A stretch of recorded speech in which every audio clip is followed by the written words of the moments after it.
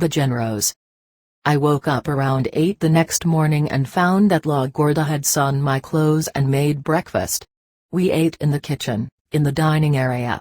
When we had finished I asked her about Lydia, Rosa and Josefina. They seem to have vanished from the house. They are helping Soledad, she said. She's getting ready to leave. Where is she going? Somewhere away from here. She has no more reason to stay. She was waiting for you and you have already come. Are the little sisters going with her? No. They just don't want to be here today. It looks as if today is not a good day for them to stick around. Why isn't it a good day? The Genaros are coming to see you today and the girls don't get along with them. If all of them are here together, they'll get into a most dreadful fight. The last time that happened they nearly killed one another. Do they fight physically? You bet they do. All of them are very strong and none of them wants to take second place. The Nagual told me that that would happen, but I am powerless to stop them, and not only that but I have to take sides, so it's a mess. How do you know that the Genaros are coming today? I haven't talked to them. I just know that they will be here today, that's all. Do you know that because you see, Garda? That's right. I see them coming. And one of them is coming directly to you because you're pulling him. I assured her that I was not pulling anyone in particular. I said that I had not revealed to anyone the purpose of my trip, but that it had to do with something I had to ask Pablito and Nestor. She smiled coyly and said that fate had paired me with Pablito, that we were very alike, and that undoubtedly he was going to see me first. She added that everything that happened to a warrior could be interpreted as an omen, thus my encounter with Soledad was an omen of what I was going to find out on my visit. I asked her to explain her point. The men will give you very little this time, she said. It's the women who will rip you to shreds, as Soledad did. That's what I would say if I read the omen. You're waiting for the Genaros, but they are men like you. And look at this other omen, they are a little bit behind. I would say a couple of days behind. That's your fate as well as theirs, as men, to be always a couple of days behind. Behind what, Garda? Behind everything. Behind us women, for instance. She laughed and patted my head. No matter how stubborn you are, she went on, you have to admit that I'm right. Wait and see. Did the Nagual tell you that men are behind women? I asked. Sure he did, she replied. All you have to do is look around. I do, Gorda. But I don't see any such thing. Women are always behind. They are dependent on men. She laughed. Her laughter was not scornful or bitter, it was rather a clear sound of joyfulness. You know the world of people better than I do, she said forcefully. But right now I'm formless and you're not. I'm telling you, women are better sorcerers because there is a crack in front of our eyes and there is none in front of yours. She did not seem angry, but I felt obliged to explain that I asked questions and made comments not because I was attacking or defending any given point, but because I wanted her to talk. She said that she had done nothing else but talk since the moment we met, and that the Nagual had trained her to talk because her task was the same as mine, to be in the world of people. Everything we say, she went on, is a reflection of the world of people. You will find out before your visit is over that you talk and act the way you do because you're clinging to the human form, just as the Genaros and the little sisters are clinging to the human form when they fight to kill one another. But aren't all of you supposed to cooperate with Pablito, Nestor and Benigno? Genaro and the Nagual told every one of us that we should live in harmony and help and protect one another, because we are alone in the world. Pablito was left in charge of us four, but he's a coward. If it were left up to him, he would let us die like dogs. When the Nagual was around, though, Pablito was very nice to us and took very good care of us. Everyone used to tease him and joke that he took care of us as if we were his wives. The Nagual and Genaro told him, not too long before they left, that he had a real chance to become the Nagual someday, because we might become his four winds, his four corners. Pablito understood it to be his task and from that day on he changed. He became insufferable. He began to order us around as if we were really his wives. I asked the Negual about Pablito's chances, and he told me that I should know that everything in a warrior's world depends on personal power, and personal power depends on impeccability. If Pablito were impeccable, he would have a chance. I laughed when he told me that. I know Pablito very well. But the Negual explained to me that I shouldn't take it so lightly. He said that warriors always have a chance, no matter how slim. He made me see that I was a warrior myself and that I shouldn't hinder Pablito with my thoughts. He said that I should turn them off and let Pablito be, that the impeccable thing for me to do was to help Pablito in spite of what I knew about him. I understood what the Negual said. Besides, I have my own debt with Pablito, and I welcomed the opportunity to help him. But I also knew that no matter how I helped him, he was going to fail. I knew all along that he didn't have what it takes to be like the Negual. Pablito is very childish and he won't accept his defeat. He's miserable because he's not impeccable, and yet he's still trying in his thoughts to be like the Negual. How did he fail? As soon as the Negual left, Pablito had a deadly run-in with Lydia. Years ago the Negual had given him the task of being Lydia's husband, just for appearances. The people around here thought that she was his wife. Lydia didn't like that one bit. She's very tough. The truth of the matter is that Pablito has always been scared to death of her. They could never get along together and they tolerated each other only because the Negual was around, but when he left, Pablito got crazier than he already was and became convinced that he had enough personal power to take us as his wives. The three Genaros got together and discussed what Pablito should do and decided that he should take the toughest woman first, Lydia. They waited until she was alone and then all three of them came into the house and grabbed her by the arms and threw her on the bed. Pablito got on top of her. She thought at first that the Genaros were joking. But when she realized that they were serious, she hit Pablito with her head in the middle of his forehead and nearly killed him. The Genaros fled and Nestor had to tend to Pablito's wound for months. Is there something that I can do to help them understand? No. Unfortunately, understanding is not their problem. All six of them understand very well. The real trouble is something else, something very ugly that no one can help them with. They indulge in not trying to change. Since they know they won't succeed in changing no matter how much they try, or want to, or need to, they have given up trying altogether. That's as wrong as feeling disappointed with our failures.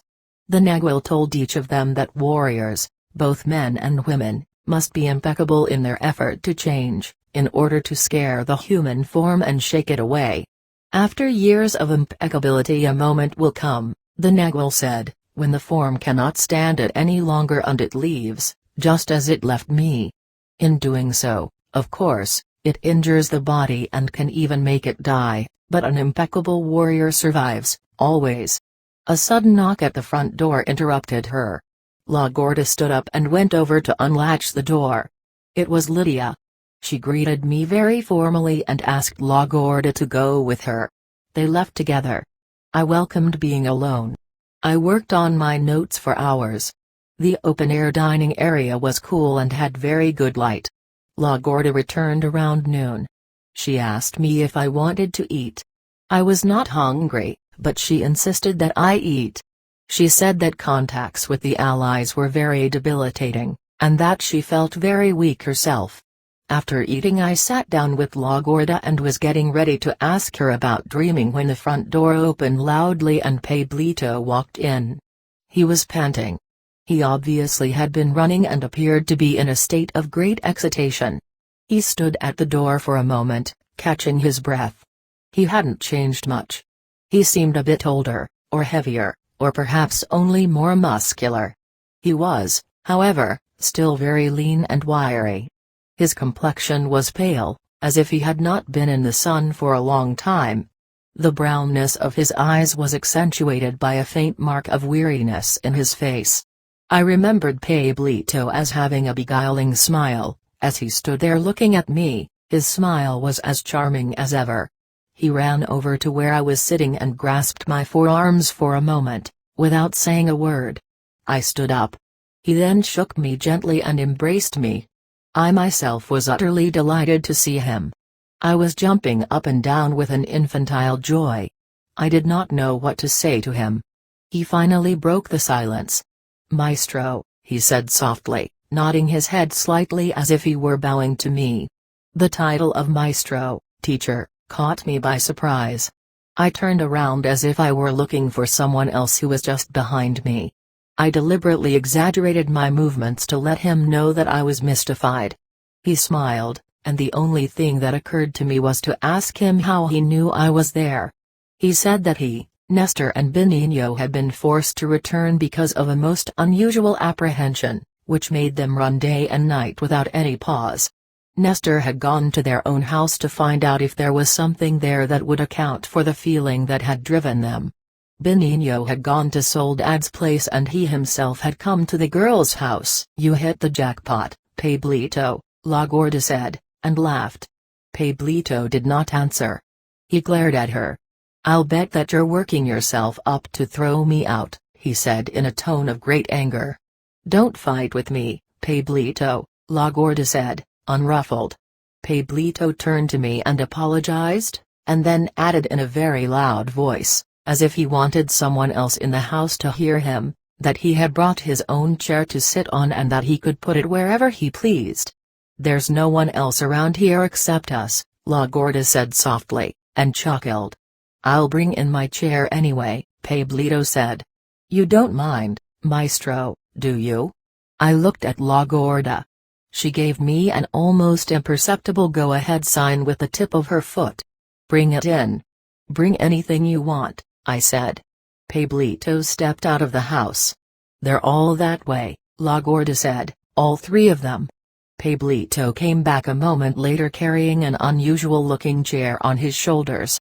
The chair was shaped to follow the contour of his back, so when he had it on his shoulders, upside down, it looked like a backpack. "May I put it down?"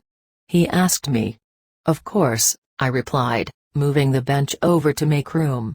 He laughed with exaggerated ease. "Aren't you the Nagual?" he asked me, and then looked at La Gorda and added, "Or do you have to wait for orders?" "I am the Nagual," I said facetiously in order to humor him. I sensed that he was about to pick a fight with La Gorda. She must have sensed it too, for she excused herself and went out the back. Pablito put his chair down and slowly circled around me as if he were inspecting my body. Then he took his low-back narrow chair in one hand, turned it around and sat down, resting his folded arms on the back of the chair that was made to allow him the maximum comfort as he sat astride it. I sat down facing him. His mood had changed completely the instant La Gorda left. "I must ask you to forgive me for acting the way I did," he said smiling. "But I had to get rid of that witch." "Is she that bad, Pablito?" "You can bet on that," he replied. To change the subject, I told him that he looked very fine and prosperous. "You look very fine yourself, Maestro," he said. "What's this nonsense of calling me Maestro?" I asked in a joking tone. "Things are not the same as before," he replied. "We are in a new realm, and the witness says that you're a Maestro now, and the witness cannot be wrong. But he will tell you the whole story himself. He'll be here shortly, and will he be glad to see you again? I think that by now he must have felt that you are here. As we were coming back, all of us had the feeling that you might be on your way, but none of us felt that you had already arrived." I told him then that I had come for the sole purpose of seeing him and Nestor, that they were the only two people in the world with whom I could talk about our last meeting with Don Juan and Don Genaro, and that I needed more than anything else to clear up the uncertainties that that last meeting had created in me. "We're bound to one another," he said. "I'll do anything I can to help. You know that. But I must warn you that I'm not as strong as you would want me to be. Perhaps it would be better if we didn't talk at all. But, on the other hand, if we don't talk we'll never understand anything." In a careful and deliberate manner I formulated my query. I explained that there was one single issue at the crux of my rational predicament. "Tell me, Pablito," I said, "did we truly jump with our bodies into the abyss?" "I don't know," he said. "I really don't know. But you were there with me. That's the point." Was I really there? I felt annoyed at his cryptic replies. I had the sensation that if I would shake him or squeeze him, something in him would be set free. It was apparent to me that he was deliberately withholding something of great value. I protested that he would choose to be secretive with me when we had a bond of total trust. Pablito shook his head as if silently objecting to my accusation.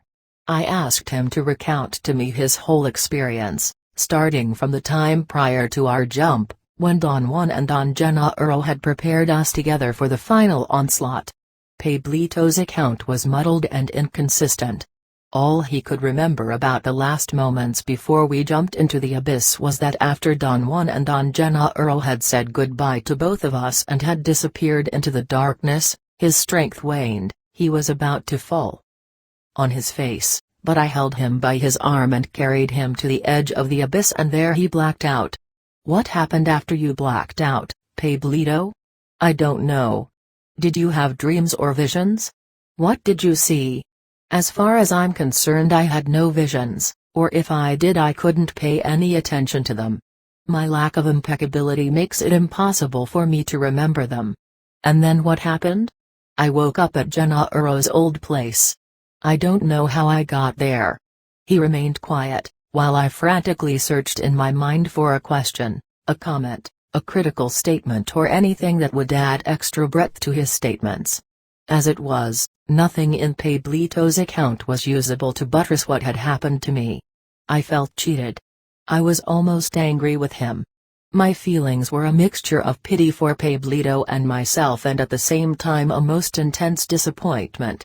"I'm sorry I'm such a letdown to you," Pablito said. My immediate reaction to his words was to cover up my feelings and assure him that I was not disappointed at all. "I am a sorcerer," he said, laughing, "a poor one, but enough of a one to know what my body tells me. And right now it tells me that you are angry with me." "I'm not angry, Pablito," I exclaimed.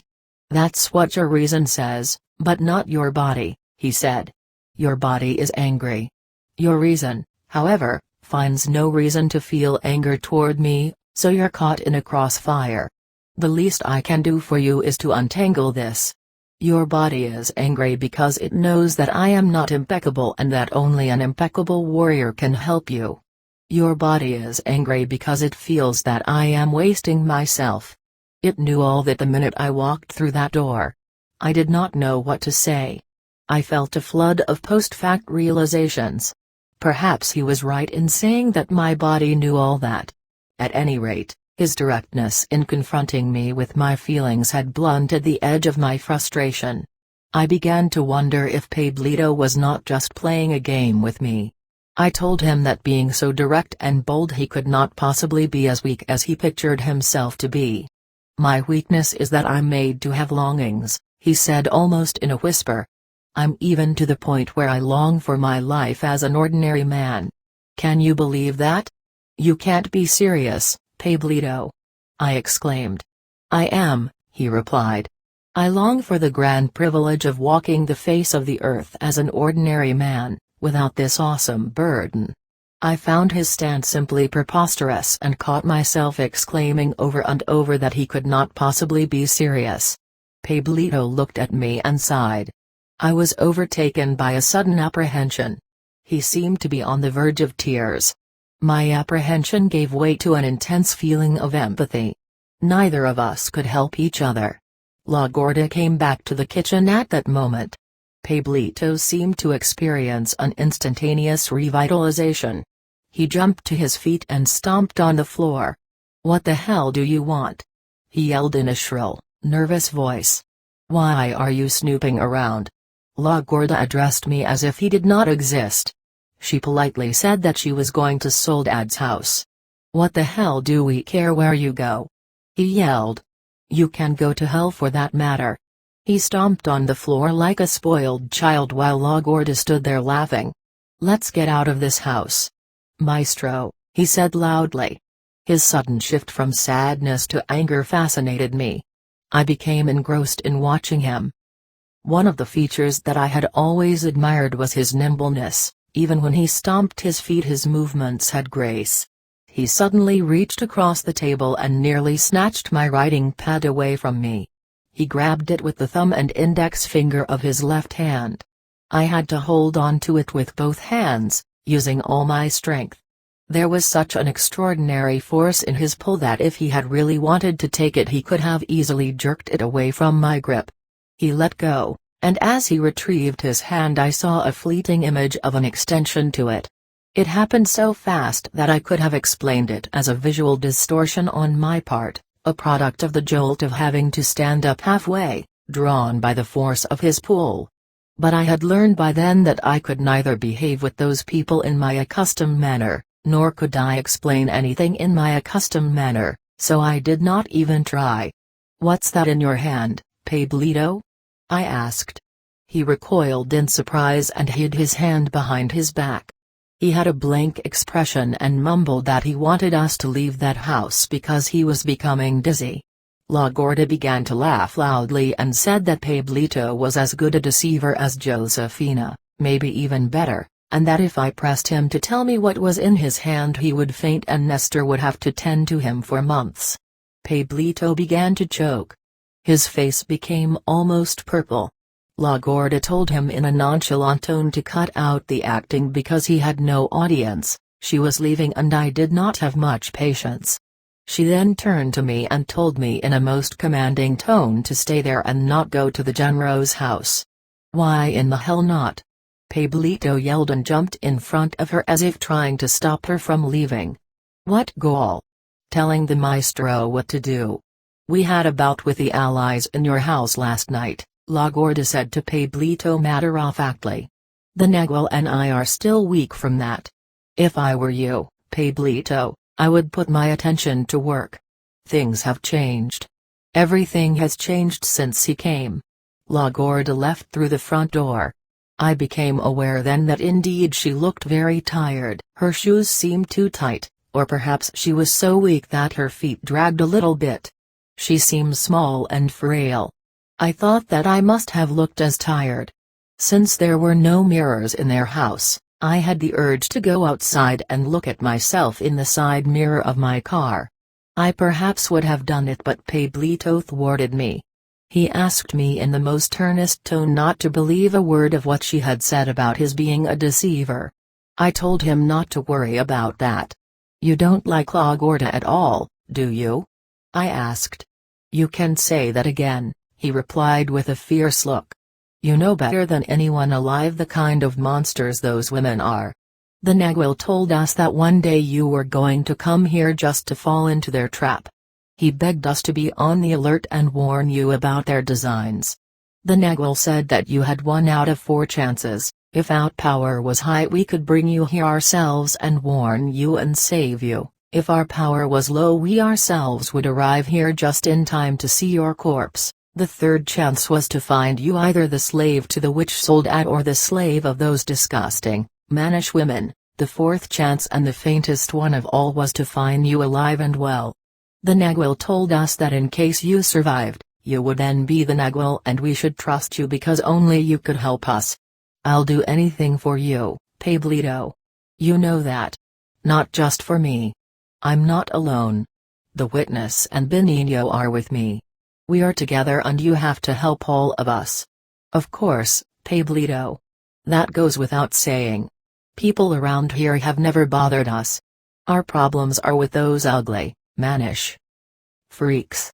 We don't know what to do with them. The Nagual gave us orders to stay around them no matter what. He gave me a personal task but I've failed at it. I was very happy before. You remember. Now I can't seem to manage my life anymore. What happened, Pablito? Those witches drove me from my house. They took over and pushed me out like trash. I now live in Genaros' house with Nestor and Benigno. We even have to cook our own meals. The Nagual knew that this might happen and gave La Gorda the task of mediating between us and those 3 bitches. But La Gorda is still what the Nagual used to call her, 220 buttocks. That was her nickname for years and years, because she tipped the scales at 220 pounds. Pablito chuckled at his recollection of La Gorda. She was the fattest, smelliest slob you'd ever want to see, he went on. Today she's half her real size, but she's still the same fat, slow woman up there in her head, and she can't do a thing for us. But you're here now, Maestro, and our worries are over. Now we are 4 against 4. I wanted to interject a comment but he stopped me. Let me finish what I have to say before that witch comes back to throw me out, he said as he nervously looked at the door. I know that they have told you that the 5 of you are the same because you are the Nagual's children. That's a lie. You're also like us, the Genaros, because Genaro also helped to make your luminosity. You're one of us too. See what I mean? So, don't you believe what they tell you? You also belong to us. The witches don't know that the Nagual told us everything. They think that they are the only ones who know. It took 2 Toltecs to make us. We are the children of both. Those witches. Wait, Pablito, I said, putting my hand over his mouth. He stood up, apparently frightened by my sudden movement. What do you mean that it took 2 Toltecs to make us? The Nagual told us that we are Toltecs. All of us are Toltecs. He said that a Toltec is the receiver and holder of mysteries. The Nagual and Genaro are Toltecs. They gave us their special luminosity and their mysteries. We received their mysteries and now we hold them. His usage of the word Toltec baffled me. I was familiar only with its anthropological meaning. In that context, it always refers to a culture of Nahuatl-speaking people in central and southern Mexico which was already extinct at the time of the conquest. Why did he call us Toltecs? I asked, not knowing what else to say. Because that's what we are. Instead of saying that we are sorcerers or witches, he said that we are Toltecs. If that's the case, why do you call the little sisters witches? Oh, that's because I hate them. That has nothing to do with what we are. Did the Nagual tell that to everyone? Why, certainly. Everyone knows. But he never told me that. Oh? That's because you are a very educated man and are always discussing stupid things. He laughed in a forced, high-pitched tone and patted me on the back. Did the Nagual by any chance tell you that the Toltecs were ancient people that lived in this part of Mexico? I asked. See, there you go. That's why he didn't tell you. The old crow probably didn't know that they were ancient people. He rocked in his chair as he laughed. His laughter was very pleasing and very contagious. We are the Toltecs, Maestro, he said. Rest assured that we are. That's all I know. But you can ask the witness. He knows. I lost my interest a long time ago. He stood up and went over to the stove. I followed him. He examined a pot of food cooking on a low fire. He asked me if I knew who had made that food. I was pretty sure that La Gorda had made it, but I said that I did not know. He sniffed it 4 or 5 times in short inhalations, like a dog. Then he announced that his nose told him that La Gorda had cooked it. He asked me if I had had some, and when I said that I had finished eating just before he arrived, he took a bowl from a shelf and helped himself to an enormous portion. He recommended in very strong terms that I should eat food cooked only by La Gorda and that I should only use her bowl, as he himself was doing. I told him that La Gorda and the little sisters had served me my food in a dark bowl that they kept on a shelf apart from the others. He said that that bowl belonged to the Nagual. We went back to the table. He ate very slowly and did not talk at all. His total absorption in eating made me realize that all of them did the same thing, they ate in complete silence. La Gorda is a great cook, he said as he finished his food. She used to feed me. That was ages ago, before she hated me, before she became a witch, I mean a Toltec. He looked at me with a glint in his eye and winked. I felt obligated to comment that La Gorda did not strike me as being capable of hating anyone. I asked him if he knew that she had lost her form. That's a lot of baloney, he exclaimed. He stared at me as if measuring my look of surprise and then hid his face under his arm and giggled like an embarrassed child. "Well, she actually did do that," he added. "She's just great. Why do you dislike her, then?" "I'm going to tell you something, Maestro, because I trust you. I don't dislike her at all. She's the very best. She's the Nagual's woman. I just act that way with her because I like her to pamper me, and she does. She never gets mad at me. I could do anything. Sometimes I get carried away and I get physical with her and want to strike her. When that happens she just jumps out of the way, like the Nagual used to do. The next minute she doesn't even remember what I did. That's a true formless warrior for you. She does the same thing with everyone. But the rest of us are a sorry mess. We are truly bad. Those three witches hate us and we hate them back. You are sorcerers, Pablito, can't you stop all this bickering?" "Sure we can, but we don't want to. What do you expect us to do, be like brothers and sisters?" I did not know what to say. They were the Nagual's women, he went on. And yet everybody expected me to take them. How in the heaven's name am I going to do that? I tried with one of them and instead of helping me the bastardly witch nearly killed me. So now every one of those women is after my hide as if I had committed a crime. All I did was to follow the Nagual's instructions. He told me that I had to be intimate with each of them, one by one, until I could hold all of them at once. But I couldn't be intimate with even one. I wanted to ask him about his mother, Donna Soledad, but I could not figure out a way to bring her into the conversation at that point.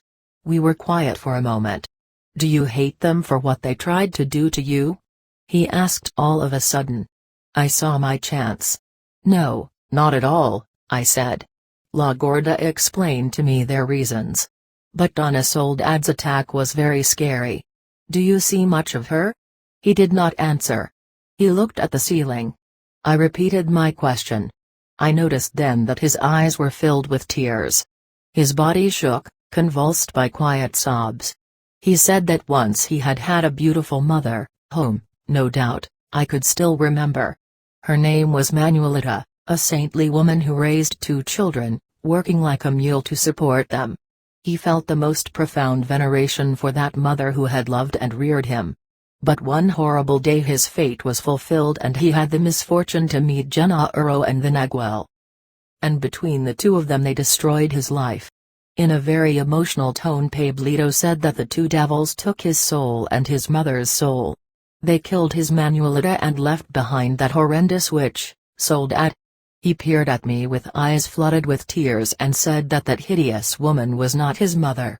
She could not possibly be his Manuelita. He sobbed uncontrollably. I did not know what to say. His emotional outburst was so genuine and his contentions so truthful that I felt swayed by a tide of sentiment. Thinking as an average civilized man I had to agree with him. It certainly looked as if it was a great misfortune for Pablito to have crossed the path of Don Juan and Don Genaro. I put my arm around his shoulders and almost wept myself. After a long silence he stood up and went out to the back. I heard him blowing his nose and washing his face in a pail of water. When he returned he was calmer, he was even smiling. "Don't get me wrong, Maestro," he said. "I don't blame anyone for what has happened to me. It was my fate. Genaro and the Nagual acted like the impeccable warriors they were. I'm just weak, that's all. And I have failed in my task. The Nagual said that my only chance to avoid the attack of that horrendous witch was to corral the 4 winds, and make them into my 4 corners. But I failed. Those women were in cahoots with that witch Soledad and didn't want to help me. They wanted me dead. The Nagual also told me that if I failed, you wouldn't stand a chance yourself.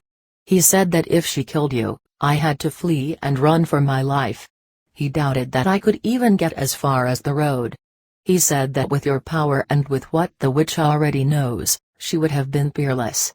So, when I felt I had failed to corral the 4 winds, I considered myself dead. And of course I hated those women. But today, Maestro, you bring me new hope.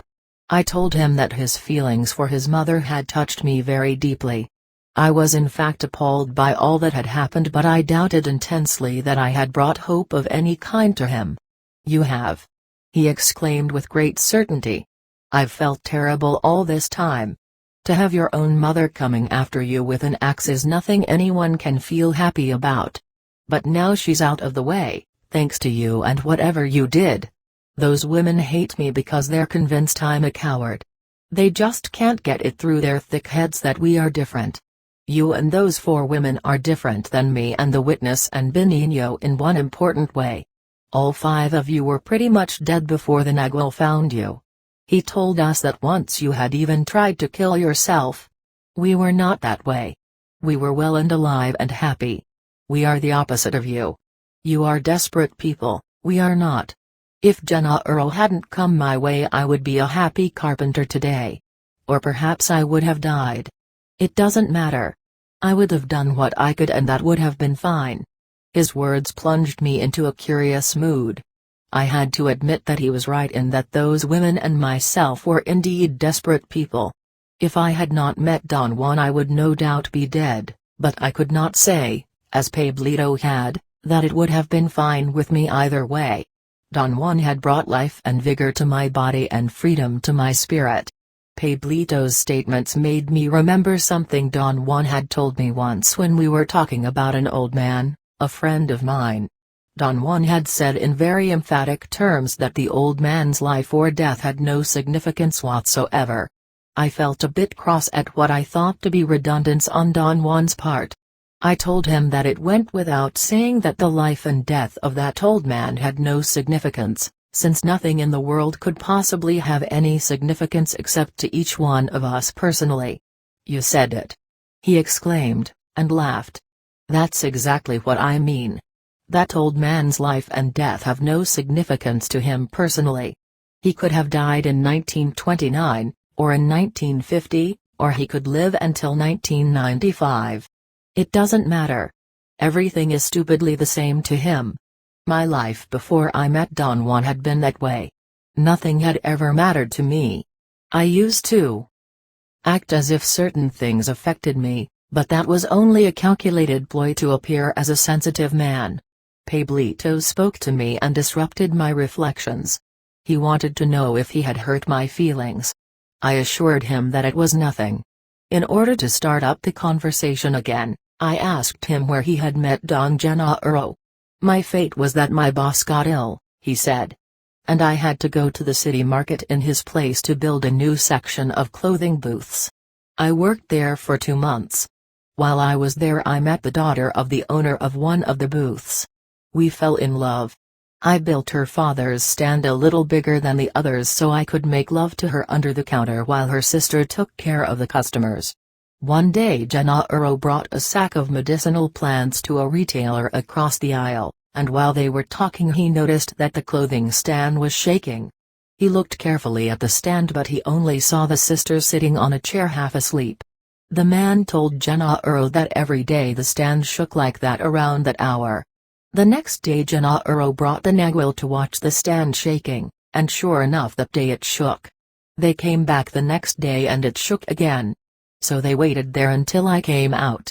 That day I made their acquaintance, and soon after Genaros told me that he was an herbalist and proposed to make me a potion that no woman could resist. I liked women so I fell for it. He certainly made the potion for me, but it took him 10 years. In the meantime I got to know him very well, and I grew to love him more than if he were my own brother. And now I miss him like hell. So you see, he tricked me. Sometimes I'm glad that he did, most of the time I resent it, though. Don Juan told me that sorcerers have to have an omen before they choose someone. Was there something of that sort with you, Pablito? Yes. Genaros said that he got curious watching the stand shaking and then he saw that 2 people were making love under the counter. So he sat down to wait for the people to come out. He wanted to see who they were. After a while the girl appeared in the stand but he missed me. He thought it was very strange that he would miss me after being so determined to set eyes on me. The next day he came back with the Nagual. He also saw that two people were making love, but when it was time to catch me, they both missed me. They came back again the next day. Genaro went around to the back of the stand while the Nagual stayed out in front. I bumped into Genaro while I was crawling out. I thought he hadn't seen me because I was still behind the piece of cloth that covered a small square opening I had made on the side wall. I began to bark to make him think there was a small dog under the drape. He growled and barked back at me and really made me believe that there was a huge mad dog on the other side. I got so scared I ran out the other way and crashed into the Nagual. If he would have been an ordinary man, I would have thrown him to the ground because I ran right into him, but instead, he lifted me up like a child. I was absolutely flabbergasted. For being such an old man, he was truly strong. I thought I could use a strong man like that to carry lumber for me. Besides, I didn't want to lose face with the people who had seen me running out from under the counter. I asked him if he would like to work for me. He said yes. That same day he went to the shop and started to work as my assistant. He worked there every day for 2 months. I didn't have a chance with those two devils. The incongruous image of Don Juan working for Pablito was extremely humorous to me. Pablito began to imitate the way Don Juan carried lumber on his shoulders. I had to agree with La Gorda that Pablito was as good an actor as Josefina. Why did they go to all that trouble, Pablito? They had to trick me. You don't think that I would go with them just like that, do you? I've heard all my life about sorcerers and curers and witches and spirits, and I never believed a word of it. Those who talked about things like that were just ignorant people. If Genaro had told me that he and his friend were sorcerers, I would have walked out on them. But they were too clever for me. Those two foxes were really sly. They were in no hurry. Genaro said that he would have waited for me if it took him 20 years. That's why the Nagual went to work for me. I asked him to, so it was really me who gave them the key. The Nagual was a diligent worker. I was a little bit of a rascal in those days and I thought I was the one playing a trick on him. I believed that the Nagual was just a stupid old Indian, so I told him that I was going to tell the boss that he was my grandpa, otherwise they wouldn't hire him, but I had to get a percentage of his salary. The Nagual said that it was fine with him. He gave me something out of the few pesos he made each day. My boss was very impressed with my grandpa because he was such a hard worker. But the other guys made fun of him.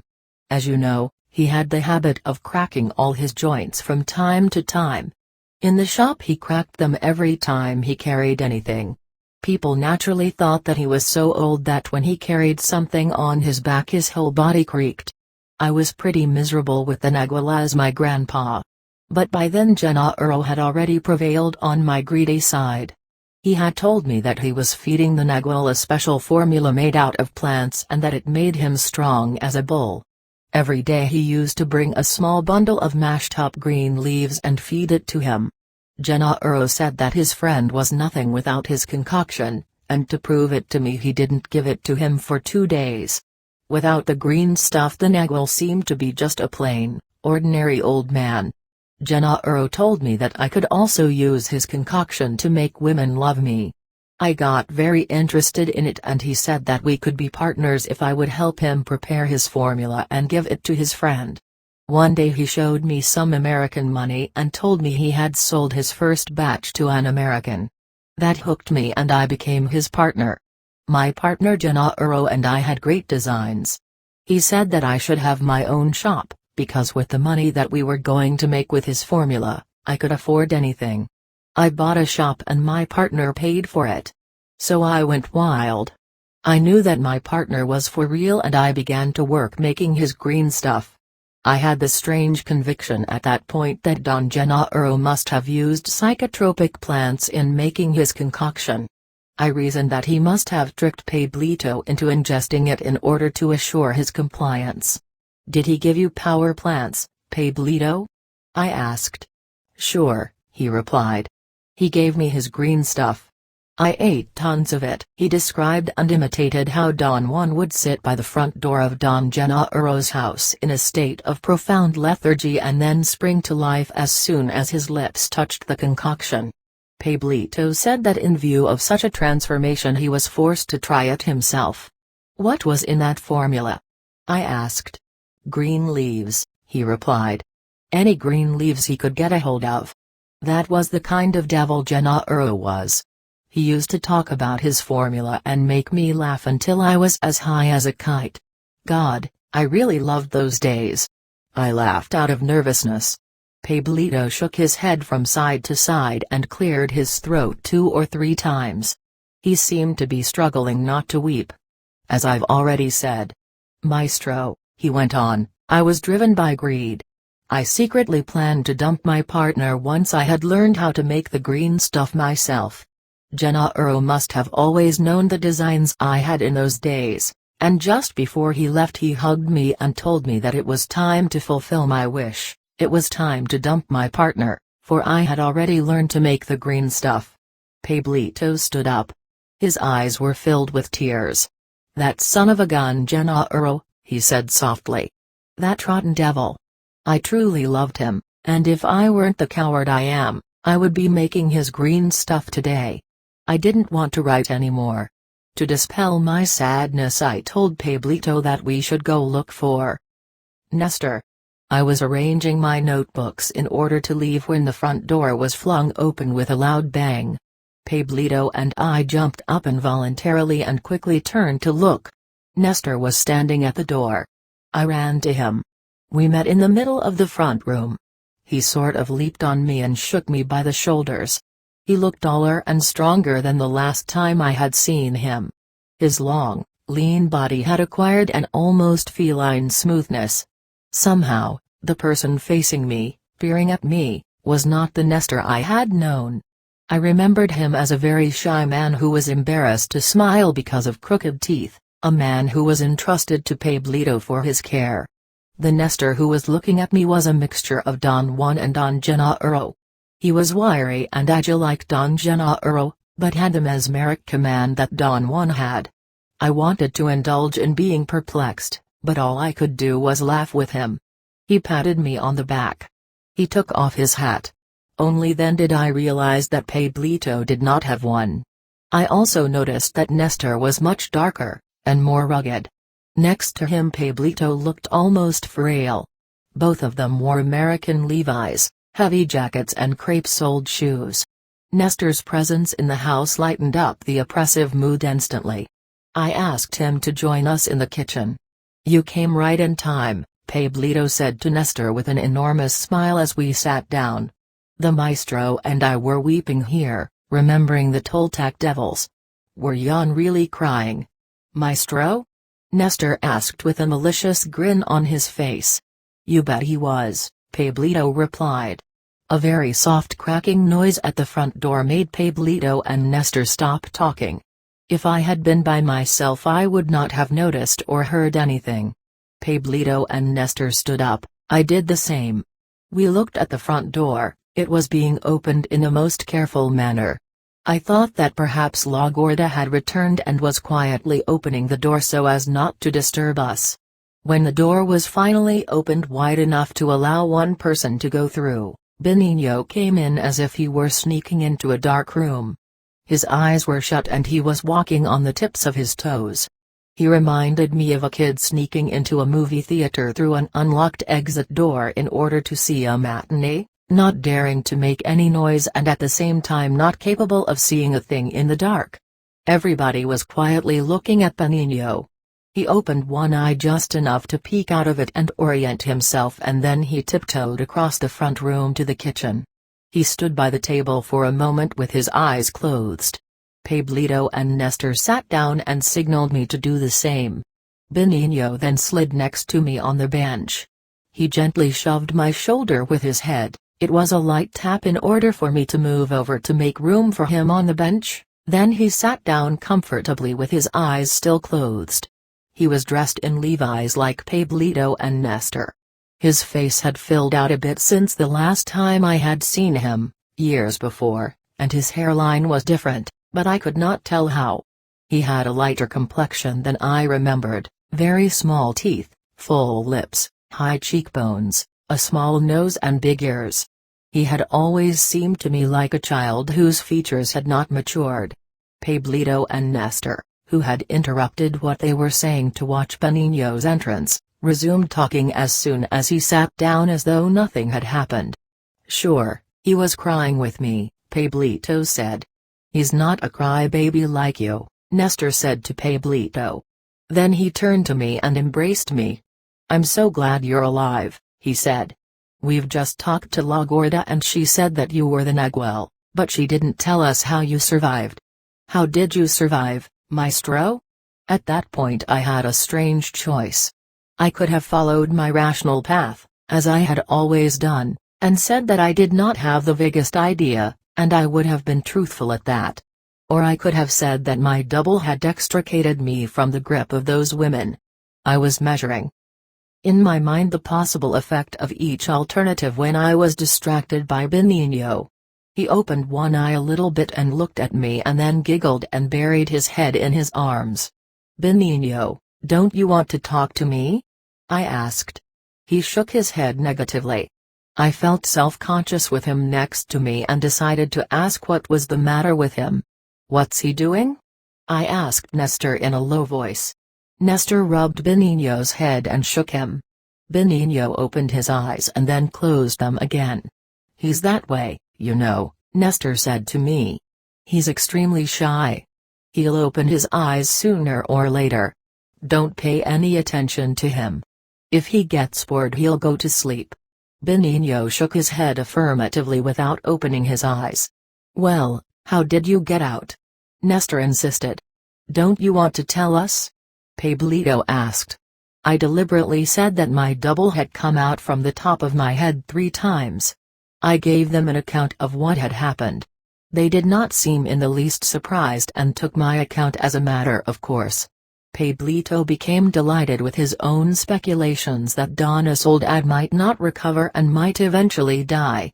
He wanted to know if I had struck Lydia as well. Nestor made an imperative gesture for him to be quiet and Pablito meekly stopped in the middle of a sentence. "I'm sorry, Maestro," Nestor said, "but that was not your double." "But everyone said that it was my double." "I know for a fact that you misunderstood La Gorda, because as Benigno and I were walking to Genaros' house, La Gorda overtook us on the road and told us that you and Pablito were here in this house. She called you the Nagual. Do you know why?" I laughed and said that I believed it was due to her notion that I had gotten most of the Nagual's luminosity. "One of us here is a fool," Benigno said in a booming voice without opening his eyes. The sound of his voice was so outlandish that I jumped away from him. His thoroughly unexpected statement, plus my reaction to it, made all of them laugh. Benigno opened one eye and looked at me for an instant and then buried his face in his arms. "Do you know why we called Juan Matus the Nagual?" Nestor asked me. I said that I had always thought that that was their nice way of calling Don Juan a sorcerer. Benigno laughed so loudly that the sound of his laughter drowned out everybody else's. He seemed to be enjoying himself immensely. He rested his head on my shoulder as if it were a heavy object he could no longer support. "The reason we called him the Nagual," Nestor went on, "is because he was split in 2. In other words, any time he needed to, he could get into another track that we don't have ourselves, something would come out of him, something that was not a double but a horrendous, menacing shape that looked like him but was twice his size. We call that shape the Nagual and anybody who has it is, of course, the Nagual. The Nagual told us that all of us can have that shape coming out of our heads if we wanted to, but chances are that none of us would want to. Genaro didn't want it, so I think we don't want it, either. So it appears that you're the one who's stuck with it."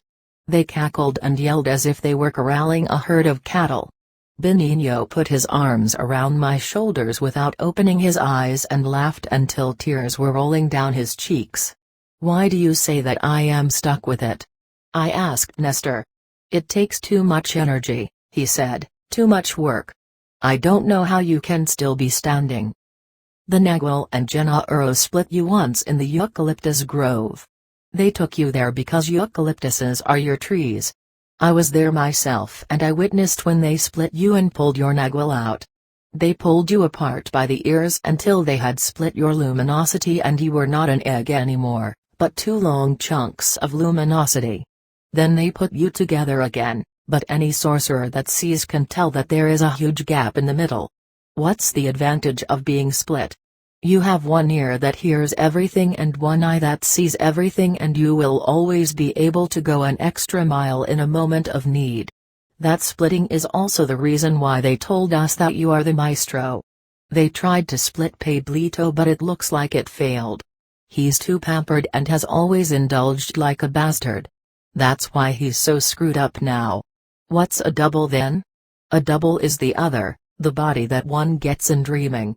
It looks exactly like oneself. Do all of you have a double? Nestor scrutinized me with a look of surprise. Hey, Pablito, tell the maestro about our doubles, he said laughing. Pablito reached across the table and shook Benigno. You tell him, Benigno, he said. Better yet, show it to him. Benigno stood up, opened his eyes as wide as he could and looked at the roof, then he pulled down his pants and showed me his penis. The Genaros went wild with laughter. Did you really mean it when you asked that, maestro? Nestor asked me with a nervous expression. I assured him that I was deadly serious in my desire to know anything related to their knowledge. I went into a long elucidation of how Don Juan had kept me outside of their realm for reasons I could not fathom, thus preventing me from knowing more about them. Think of this, I said. I didn't know until 3 days ago that those 4 girls were the Nagual's apprentices, or that Benigno was Don Genaro's apprentice. Benigno opened his eyes. Think of this yourself, he said. I didn't know until now that you were so stupid. He closed his eyes again and all of them laughed insanely. I had no choice but to join them. We were just teasing you. Maestro, Nestor said in way of an apology. We thought that you were teasing us, rubbing it in. The Nagual told us that, you see. If you do, you can tell that we are a sorry lot. We don't have the body of dreaming. None of us has a double. In a very serious and earnest manner Nestor said that something had come in between them and their desire to have a double. I understood him as saying that a sort of barrier had been created since Don Juan and Don Genaro had left. He thought that it might be the result of Pablito flubbing his task. Pablito added that since the Nagual and Genaro had gone, something seemed to be chasing them, and even Benigno, who was living in the southernmost tip of Mexico at that time, had to return. Only when the 3 of them were together did they feel at ease. What do you think it is? I asked Nestor. There is something out there in that immensity that's pulling us, he replied. Pablito thinks it's his fault for antagonizing those women. Pablito turned to me. There was an intense glare in his eyes. They've put a curse on me. Maestro, he said.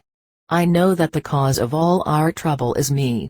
I wanted to disappear from these parts after my fight with Lydia, and a few months later I took off for Veracruz. I was actually very happy there with a girl I wanted to marry. I got a job and was doing fine until one day I came home and found that those 4 mannish freaks, like beasts of prey, had tracked me down by my scent.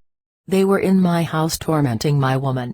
That bitch Rosa put her ugly hand on my woman's belly and made her shit in the bed, just like that. Their leader, 220 buttocks, told me that they had walked across the continent looking for me. She just grabbed me by the belt and pulled me out. They pushed me to the bus depot to bring me here. I got madder than the devil, but I was no match for 220 buttocks. She put me on the bus. But on our way here I ran away. I ran through bushes and over hills until my feet got so swollen that I couldn't get my shoes off. I nearly died. I was ill for 9 months. If the witness hadn't found me, I would have died. I didn't find him, Nestor said to me. La Gorda found him. She took me to where he was and between the 2 of us we carried him to the bus and brought him here. He was delirious and we had to pay an extra fare so that the bus driver would let him stay on the bus. In a most dramatic tone Pablito said that he had not changed his mind, he still wanted to die. But why? I asked him. Benigno answered for him in a booming, guttural voice. Because his pecker doesn't work, he said. The sound of his voice was so extraordinary that for an instant I had the impression that he was talking inside a cavern. It was at once frightening and incongruous. I laughed almost out of control. Nestor said that Pablito had attempted to fulfill his task of establishing sexual relations with the women, in accordance with the Nagual's instructions. He had told Pablito that the four corners of his world were already set in position and all he had to do was to claim them. But when Pablito went to claim his first corner, Lydia, she nearly killed him. Nestor added that it was his personal opinion as a witness of the event that the reason Lydia rammed him with her head was because Pablito could not perform as a man, and rather than being embarrassed by the whole thing, she hit him. Did Pablito really get sick as a result of that blow or was he pretending? I asked half in jest. Benigno answered again in the same booming voice. He was just pretending. He said. All he got was a bump on the head. Pablito and Nestor cackled and yelled. We don't blame Pablito for being afraid of those women, Nestor said. They are all like the Nagual himself, fearsome warriors. They're mean and crazy. Do you really think they're that bad? I asked him. To say they're bad is only one part of the whole truth, Nestor said. They're just like the Nagual. They're serious and gloomy. When the Nagual was around, they used to sit close to him and stare into the distance with half-closed eyes for hours, sometimes for days. Is it true that Josefina was really crazy a long time ago? I asked. That's a laugh, Pablito said. Not a long time ago, she's crazy now. She's the most insane of the bunch. I told them what she had done to me. I thought that they would appreciate the humor of her magnificent performance. But my story seemed to affect them the wrong way. They listened to me like frightened children, even Benigno opened his eyes to listen to my account. Wow! Pablito exclaimed. Those bitches are really awful. And you know that their leader is 220 buttocks. She's the one that throws the rock and then hides her hand and pretends to be an innocent little girl. Be careful of her, maestro. The Nagual trained Josefina to be anything, Nestor said. She can do anything you want, cry, laugh, get angry, anything. But what is she like when she is not acting? I asked Nestor. She's just crazier than a bat, Benigno answered in a soft voice. I met Josefina the first day she arrived. I had to carry her into the house. The Nagual and I used to tie her down to her bed all the time. Once she began to cry for her friend, a little girl she used to play with. She cried for 3 days. Pablito consoled her and fed her like a baby. She's like him. Both of them don't know how to stop once they begin. Benigno suddenly began to sniff the air. He stood up and went over to the stove. Is he really shy? I asked Nestor. He's shy and eccentric, Pablito answered. He'll be that way until he loses his form. Genaro told us that we will lose our form sooner or later, so there is no point in making ourselves miserable in trying to change ourselves the way the Nagual told us to. Genaro told us to enjoy ourselves and not worry about anything.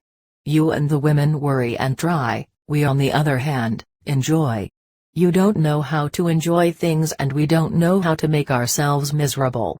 The Nagual called making yourself miserable, impeccability, we call it stupidity, don't we? You are speaking for yourself, Pablito, Nestor said. Benigno and I don't feel that way.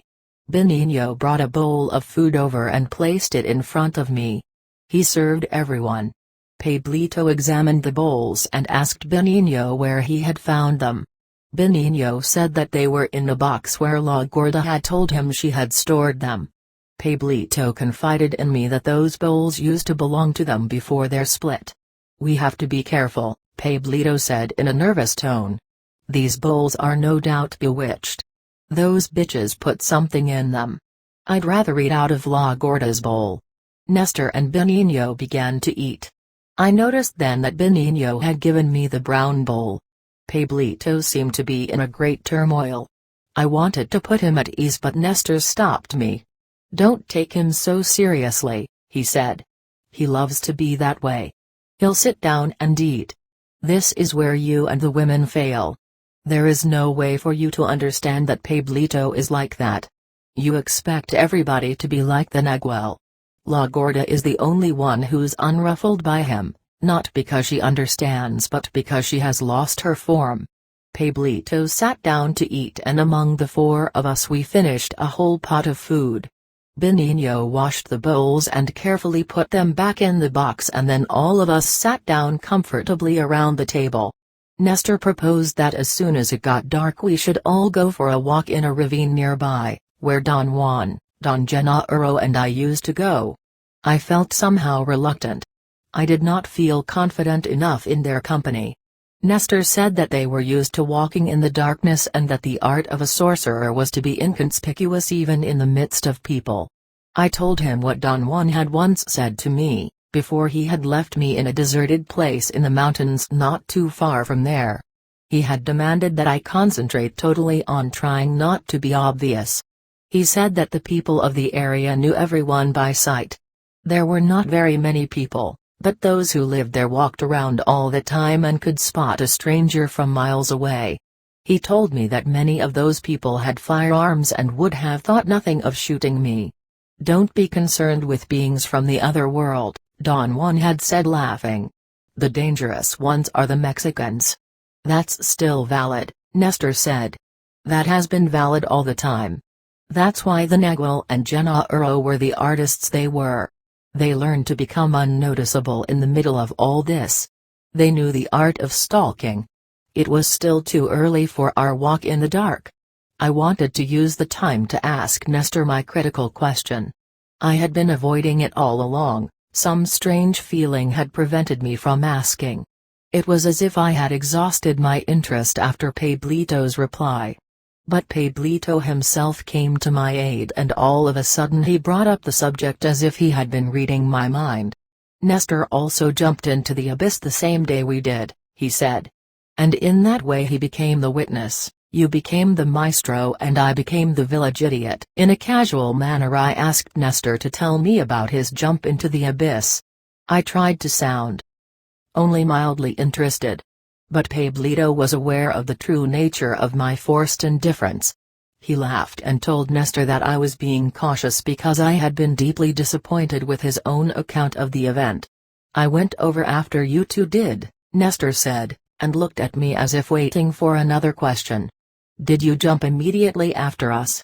I asked. "No. It took me quite a while to get ready," he said. "Genaro and the Nagual didn't tell me what to do. That day was a test day for all of us." Pablito seemed despondent. He stood up from his chair and paced the room. He sat down again, shaking his head in a gesture of despair. "Did you actually see us going over the edge?" I asked Nestor. "I am the witness," he said. "To witness was my path of knowledge, to tell you impeccably what I witness is my task." "But what did you really see?" I asked. "I saw you two holding each other and running toward the edge," he said. "And then I saw you both like two kites against the sky." Pablito moved farther out in a straight line and then fell down. "You went up a little and then you moved away from the edge a short distance, before falling down. But, did we jump with our bodies?" I asked. "Well, I don't think there was another way to do it," he said, and laughed. "Could it have been an illusion?" I asked. "What are you trying to say, Maestro?" he asked in a dry tone. "I want to know what really happened," I said. "Did you by any chance black out, like Pablito?" Nestor asked with a glint in his eye. I tried to explain to him the nature of my quandary about the jump. He could not hold still and interrupted me. Pablito intervened to bring him to order and they became involved in an argument. Pablito squeezed himself out of it by walking half-seated around the table, holding on to his chair. Nestor doesn't see beyond his nose, he said to me. Benigno is the same. You'll get nothing from them. At least you got my sympathy. Pablito cackled, making his shoulders shiver, and hid his face with Benigno's hat. As far as I'm concerned, you two jumped, Nestor said to me in a sudden outburst. Genaro and the Nagual had left you with no other choice. That was their art, to corral you and then lead you to the only gate that was open. And so you two went over the edge. That was what I witnessed. Pablito says that he didn't feel a thing. That is questionable. I know that he was perfectly aware of everything, but he chooses to feel and say that he wasn't. I really wasn't aware, Pablito said to me in an apologetic tone. Perhaps, Nestor said dryly. But I was aware myself, and I saw your bodies doing what they had to do, jump. Nestor's assertions put me in a strange frame of mind. All along I had been seeking validation for what I had perceived myself. But once I had it, I realized that it made no difference. To know that I had jumped and to be afraid of what I had perceived was one thing, to seek consensual validation was another. I knew then that one had no necessary correlation with the other. I had thought all along that to have someone else corroborate that I had taken that plunge would absolve my intellect of its doubts and fears. I was wrong. I became instead more worried, more involved with the issue. I began to tell Nestor that although I had come to see the two of them for the specific purpose of having them confirm that I had jumped, I had changed my mind and I really did not want to talk about it anymore. Both of them started talking at once, and at that point we fell into a three-way argument. Pablito maintained that he had not been aware, Nestor shouted that Pablito was indulging, and I said that I didn't want to hear anything more about the jump. It was blatantly obvious to me for the first time that none of us had calmness and self-control. None of us was willing to give the other person our undivided attention, the way Don Juan and Don Genaro did. Since I was incapable of maintaining any order in our exchange of opinions, I immersed myself in my own deliberations. I had always thought that the only flaw that had prevented me from entering fully into Don Juan's world was my insistence on rationalizing everything, but the presence of Pablito and Nestor had given me a new insight into myself. Another flaw of mine was my timidity. Once I strayed outside the safe railings of common sense, I could not trust myself and became intimidated by the awesomeness of what unfolded in front of me. Thus, I found it was impossible to believe that I had jumped into an abyss. Don Juan had insisted that the whole issue of sorcery was perception, and truthful to that, he and Don Genaro staged, for our last meeting, an immense, cathartic drama on the flat mountaintop. After they made me voice my thanks in loud clear words to everyone who had ever helped me, I became transfixed with elation. At that point they had caught all my attention and led my body to perceive the only possible act within their frame of references, the jump into the abyss. That jump was the practical accomplishment of my perception, not as an average man but as a sorcerer. I had been so absorbed in writing down my thoughts I had not noticed that Nestor and Pablito had stopped talking and all three of them were looking at me. I explained to them that there was no way for me to understand what had taken place with that jump.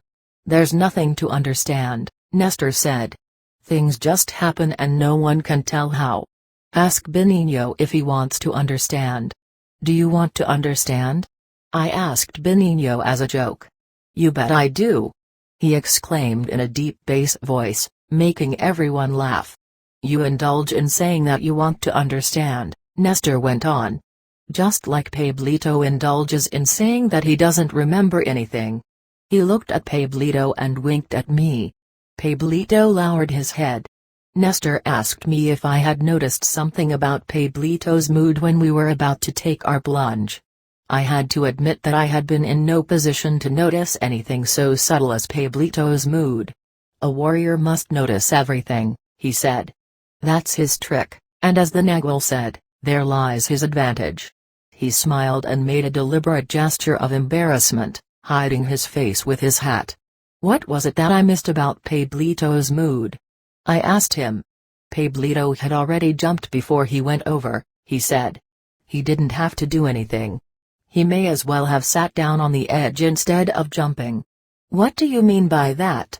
I asked. Pablito was already disintegrating, he replied. That's why he thinks he passed out. Pablito lies. He's hiding something. Pablito began to speak to me. He muttered some unintelligible words, then gave up and slumped back in his chair. Nestor also started to say something. I made him stop. I was not sure I had understood him correctly. Was Pablito's body disintegrating? I asked. He peered at me for a long time without saying a word. He was sitting to my right. He moved quietly to the bench opposite me. You must take what I say seriously, he said. There is no way to turn back the wheel of time to what we were before that jump. The Nagual said that it is an honor and a pleasure to be a warrior, and that it is the warrior's fortune to do what he has to do. I have to tell you impeccably what I have witnessed. Pablito was disintegrating. As you two ran toward the edge only you were solid. Pablito was like a cloud. He thinks that he was about to fall on his face, and you think that you held him by the arm to help him make it to the edge. Neither of you is correct, and I wouldn't doubt that it would have been better for both of you if you hadn't picked Pablito up. I felt more confused than ever. I truly believed that he was sincere in reporting what he had perceived, but I remembered that I had only held Pablito's arm. What would have happened if I hadn't interfered? I asked. I can't answer that, Nestor replied. But I know that you affected each other's luminosity. At the moment you put your arm around him, Pablito became more solid, but you wasted your precious power for nothing. What did you do after we jumped? I asked Nestor after a long silence. Right after you two had disappeared, he said, my nerves were so shattered that I couldn't breathe and I too passed out. I don't know for how long. I thought it was only for a moment. When I came to my senses again, I looked around for Genaro and Nagual. They were gone. I ran back and forth on the top of that mountain, calling them until my voice was hoarse. Then I knew I was alone.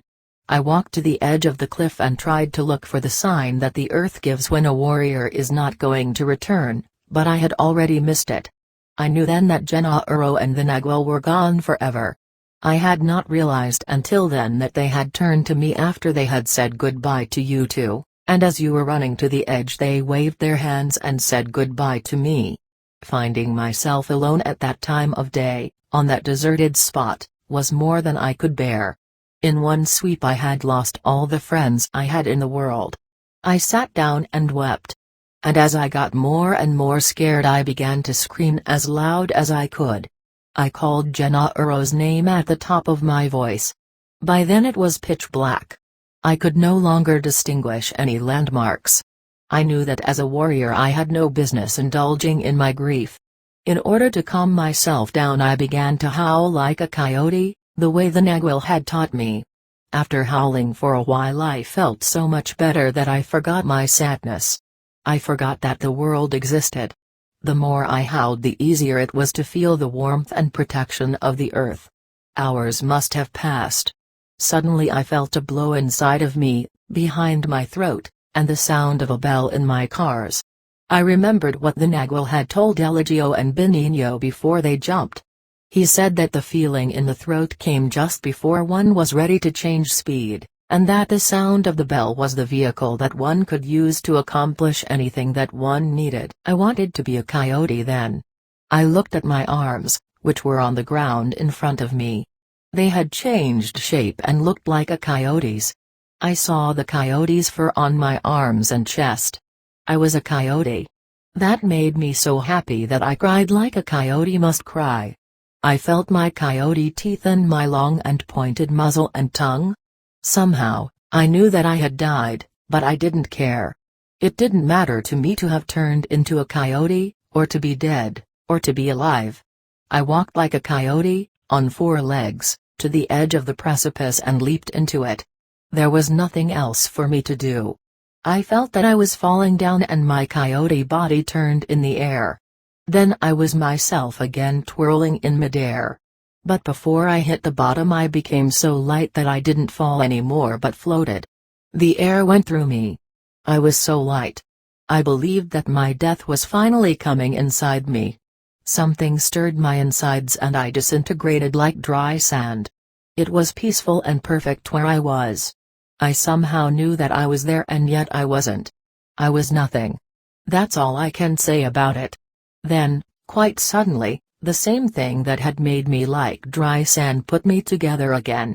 I came back to life and I found myself sitting in the hut of an old Mazatec sorcerer. He told me his name was Porfirio.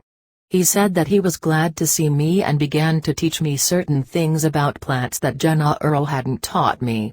He took me with him to where the plants were being made and showed me the mold of plants, especially the marks on the molds.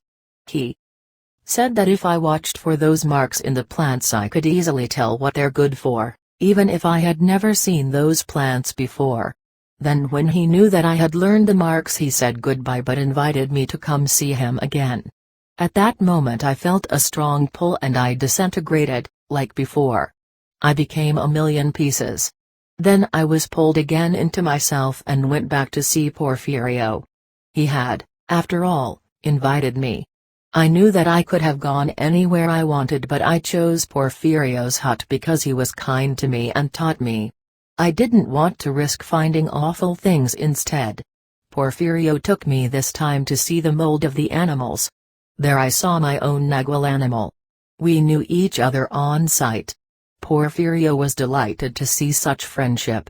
I saw Pablitos and your own nagual too, but they didn't want to talk to me. They seemed sad. I didn't insist on talking to them. I didn't know how you had fared in your jump. I knew that I was dead myself, but my nagual said that I wasn't and that you both were also alive. I asked about Eligio, and my nagual said that he was gone forever. I remembered then that when I had witnessed Eligio's and Benigno's jump I had heard the nagual giving Benigno instructions not to seek bizarre visions or worlds outside his own. The nagual told him to learn only about his own world, because in doing so he would find the only form of power available to him. The nagual gave them specific instructions to let their pieces explode as far as they could in order to restore their strength. I did the same myself. I went back and forth from the tonal to the nagual 11 times. Every time, however, I was received by Porfirio who instructed me further. Every time my strength waned I restored it in the nagual until a time when I restored it so much that I found myself back on this earth. Donna Soledad told me that Eligio didn't have to jump into the abyss, I said. He jumped with Benigno, Nestor said. Ask him, he'll tell you in his favorite voice. I turned to Benigno and asked him about his jump. You bet we jumped together. He replied in a blasting voice. But I never talk about it. What did Soledad say Eligio did? Nestor asked. I told them that Donna Soledad had said that Eligio was twirled by a wind and left the world while he was working in an open field. She's thoroughly confused, Nestor said. Eligio was twirled by the allies.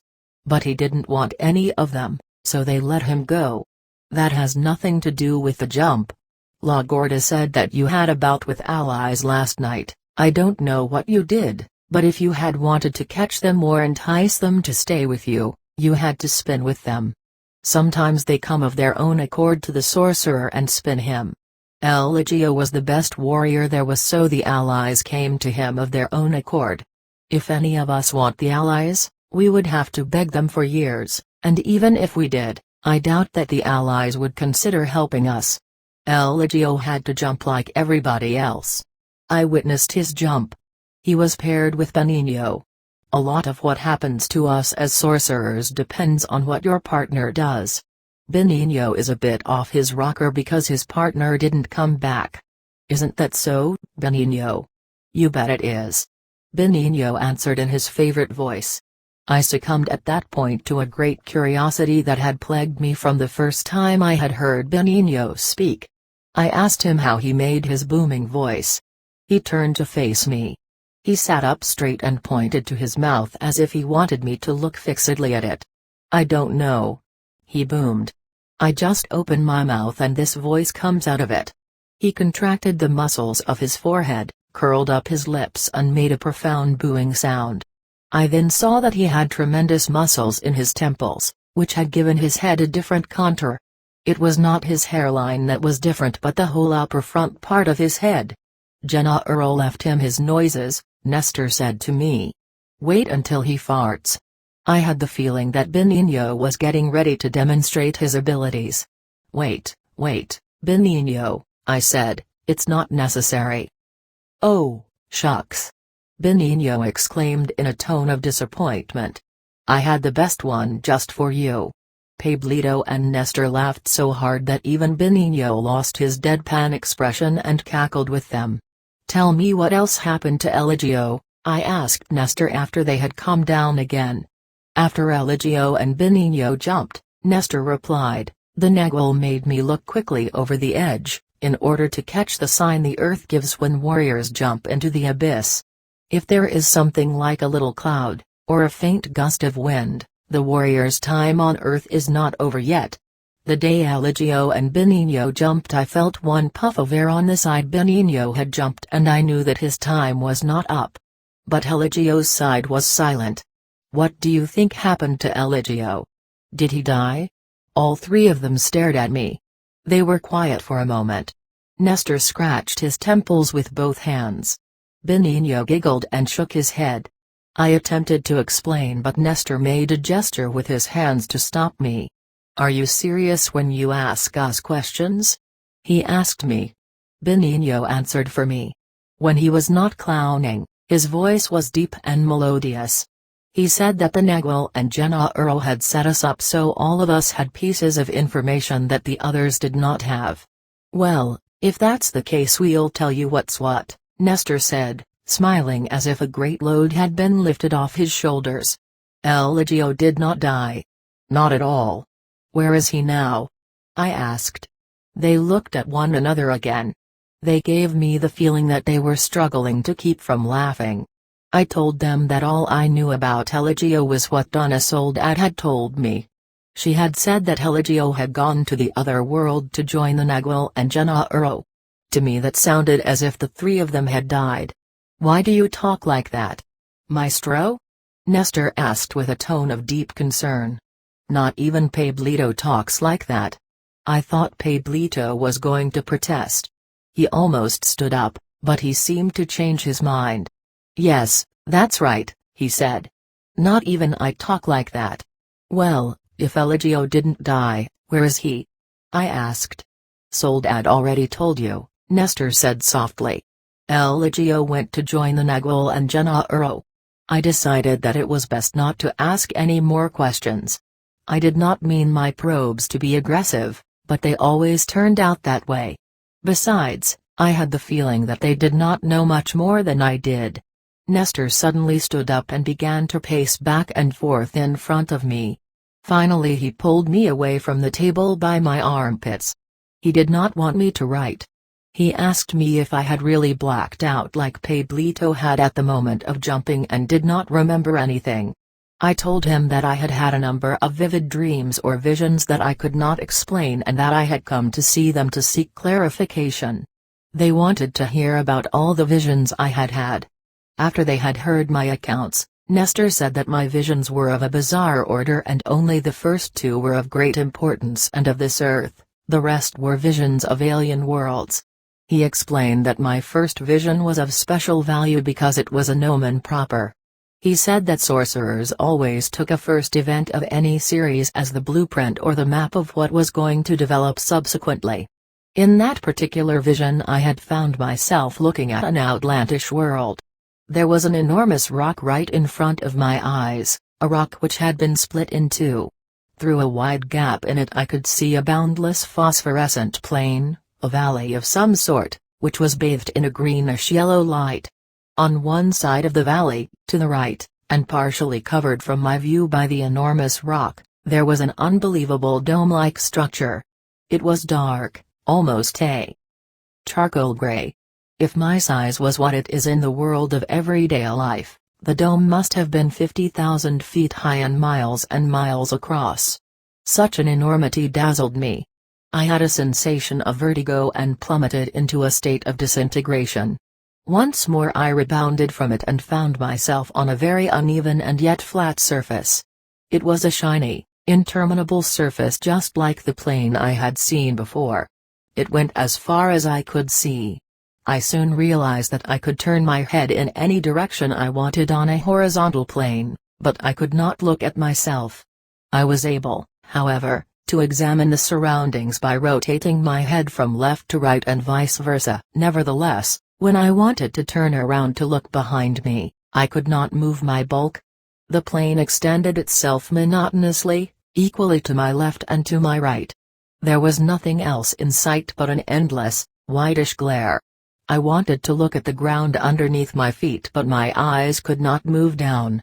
I lifted my head up to look at the sky. All I saw was another limitless, whitish surface that seemed to be connected to the one I was standing on. I then had a moment of apprehension and felt that something was just about to be revealed to me. But the sudden and devastating jolt of disintegration stopped my revelation. Some force pulled me downward. It was as if the whitish surface had swallowed me. Nestor said that my vision of a dome was of tremendous importance because that particular shape had been isolated by the Nagual and Genaros as the vision of the place where all of us were supposed to meet them someday. Benigno spoke to me at that point and said that he had heard Eligio being instructed to find that particular dome. He said that the Nagual and Genaros insisted that Eligio understand their point correctly. They always had believed Eligio to be the best, therefore, they directed him to find that dome and to enter its whitish vaults over and over again. Pablito said that all three of them were instructed to find that dome if they could, but that none of them had. I said then, in a complaining tone, that neither Don Juan nor Don Genaro had ever mentioned anything like that to me. I had had no instruction of any sort regarding a dome. Benigno, who was sitting across the table from me, suddenly stood up and came to my side. He sat to my left and whispered very softly in my ear that perhaps the two old men had instructed me but I did not remember, or that they had not said anything about it so I would not fix my attention on it once I had found it. Why was the dome so important? I asked Nestor. Because that's where the Nagual and Genaro are now, he replied. And where is that dome? I asked. Somewhere on this earth, he said. I had to explain to them at great length that it was impossible that a structure of that magnitude could exist on our planet. I said that my vision was more like a dream and domes of that height could exist only in fantasies. They laughed and patted me gently as if they were humoring a child.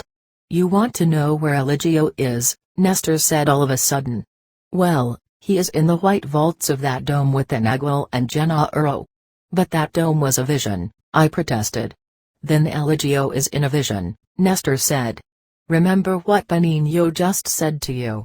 The Nagual and Genaro didn't tell you to find that dome and go back to it over and over. If they had, you wouldn't be here. You'd be like Eligio, in the dome of that vision. So you see, Eligio did not die like a man in the street dies. He simply did not return from his jump. His claim was staggering to me. I could not brush aside the memory of the vividness of the visions I had had, but for some strange reason I wanted to argue with him. Nestor, without giving me time to say anything, drove his point a notch further. He reminded me of one of my visions, the next to the last. That particular one had been the most nightmarish of them all. I had found myself being chased by a strange, unseen creature. I knew that it was there but I could not see it. Not because it was invisible but because the world I was in was so incredibly unfamiliar that I could not tell what anything was. Whatever the elements of my vision were, they were certainly not from this earth. The emotional distress I experienced upon being lost in such a place was almost more than I could bear. At one moment, the surface where I stood began to shake. I felt that it was caving in under my feet and I grabbed a sort of branch, or an appendage of a thing that reminded me of a tree, which was hanging just above my head on a horizontal plane. The instant I touched it, the thing wrapped around my wrist, as if had been filled with nerves that sensed everything. I felt that I was being hoisted to a tremendous height, I looked down and saw an incredible animal. I knew it was the unseen creature that had been chasing me. It was coming out of a surface that looked like the ground. I could see its enormous mouth open like a cavern. I heard a chilling, thoroughly unearthly roar, something like a shrill, metallic gasp, and the tentacle that had me caught unraveled and I fell into that cavernous mouth. I saw every detail of that mouth as I was falling into it. Then it closed with me inside. I felt an instantaneous pressure that mashed my body. "You have already died," Nestor said. "That animal ate you. You ventured beyond this world and found horror itself. Our life and our death are no more and no less real than your short life in that place and your death in the mouth of that monster. This life that we are having now is only a long vision. Don't you see?" Nervous spasms ran through my body. "I didn't go beyond this world," he went on, "but I know what I'm talking about. I don't have tales of horror like you. All I did was to visit Porfirio 10 times. If it had been up to me I would have gone there forever, but my 11th bounce was so powerful that it changed my direction. I felt that I had overshot Porfirio's hut, and instead of finding myself at his door, I found myself in the city, very close to the place of a friend of mine. I thought it was funny. I knew that I was journeying between the tonal and the nagual. Nobody had said to me that the journeys had to be of any special kind. So I got curious and decided to see my friend. I began to wonder if I really would get to see him. I came to his house and knocked on the door just as I had knocked scores of times. His wife let me in as she had always done, and sure enough my friend was home. I told him that I had come to the city on business and he even paid me some money he owed me. I put the money in my pocket. I knew that my friend, and his wife, and the money, and his house, and the city were just like Porfirio's hut, a vision. I knew that a force beyond me was going to disintegrate me any moment. So I sat down to enjoy my friend to the fullest. We laughed and joked. And I dare say that I was funny and light and charming. I stayed there for a long time, waiting for the jolt. Since it didn't come I decided to leave. I said goodbye and thanked him for the money and for his friendship. I walked away. I wanted to see the city before the force took me away. I wandered around all night. I walked all the way to the hills overlooking the city, and at the moment the sun rose a realization struck me like a thunderbolt. I was back in the world and the force that will disintegrate me was at ease and was going to let me stay for a while. I was going to see my homeland and this marvelous earth for a while longer. What a great joy! Maestro. But I couldn't say that I had not enjoyed Porfirio's friendship. Both visions are equal, but I prefer the vision of my form and my earth. It's my indulging perhaps. Nestor stopped talking and all of them stared at me. I felt threatened as I had never been before. Some part of me was in awe of what he had said, another wanted to fight with him. I began to argue with him without any sense. My inane mood lasted for a few moments, then I became aware that Benigno was looking at me with a very mean expression. He had fixed his eyes on my chest. I felt that something ominous was suddenly pressing on my heart. I began to perspire as if a heater were right in front of my face. My ears began to buzz. La Gorda walked up to me at that precise moment. She was a most unexpected sight. I was sure that the Genaros felt the same way. They stopped what they were doing and looked at her. Pablito was the first to recover from his surprise. "Why do you have to come in like that?" he asked in a pleading tone. "You were listening from the other room, weren't you?" She said that she had been in the house only a few minutes and then she stepped out to the kitchen. And the reason she stayed quiet was not so much to listen but to exercise her ability to be inconspicuous. Her presence had created a strange lull. I wanted to pick up again the flow of Nestor's revelations, but before I could say anything La Gorda said that the little sisters were on their way to the house and would be coming through the door any minute. The Genaros stood up at once as if they had been pulled by the same string. Pablito put his chair on his shoulder. "Let's go for a hike in the dark." "Maestro," Pablito said to me. La Gorda said in a most imperative tone that I could not go with them yet because she had not finished telling me everything the Naguil had instructed her to tell me. Pablito turned to me and winked. "I've told you," he said. "They're bossy, gloomy bitches. I certainly hope you're not like that. Maestro." Nestor and Benigno said goodnight and embraced me. Pablito just walked away carrying his chair like a backpack. They went out through the back. A few seconds later a horribly loud bang on the front door made La Gorda and me jump to our feet. Pablito walked in again, carrying his chair. "You thought I wasn't going to say good night, didn't you?" he asked me and left laughing.